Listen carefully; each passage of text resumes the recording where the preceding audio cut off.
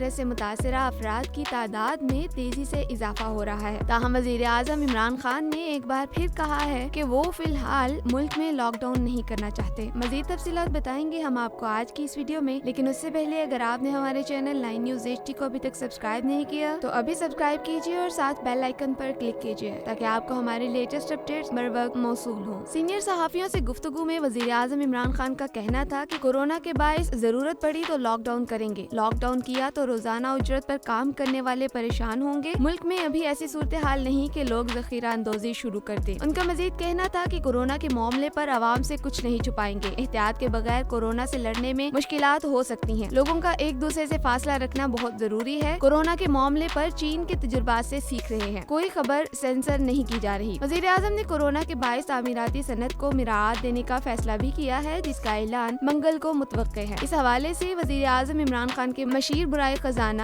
حفیظ شیخ کہتے ہیں کہ کورونا سے اب تک دنیا کو 350 ارب ڈالرز کا نقصان ہو چکا ہے۔ کچھ عرصہ قبل ملکی معیشت مستحکم ہونے جا رہی تھی، مالی پیکج میں ٹیکس رعایتیں شامل ہوں گی۔ اپنی گفتگو میں وزیر اعظم عمران خان نے کہا کہ پاکستان کا ایک بار پھر عالمی برادری سے اعلان پر سے پابندیاں اٹھانے کا مطالبہ ہے۔ انہوں نے کہا کہ قم سے زائرین کی آمد کے بعد ایرانی حکومت سے رابطے میں رہے ہیں، عالمی پابندیوں سے ایران سے معاہدہ کرنے کی گنجائش ختم ہو گئی ہے۔ خیال رہے کہ کورونا وائرس سے سب سے زیادہ متاثر صوبہ سندھ ہے، جہاں ایک مریض انتقال کر چکا ہے اور متاثرہ مریضوں کی تعداد 249 ہے۔ پاکستان میں مجموعی طور پر اب تک 3 افراد جاں بحق ہو چکے ہیں، جبکہ ملک بھر میں متاثرہ افراد کی تعداد 478 ہو چکی ہے۔ ویڈیو پسند آئی تو اسے لائک کریں، ساتھ ہی ساتھ ہمارے چینل 9 نیوز HD کو سبسکرائب کریں اور بیل آئیکن پر لازمی کلک کریں تاکہ ہماری لیٹسٹ اپڈیٹس آپ کو بر وقت موصول ہو۔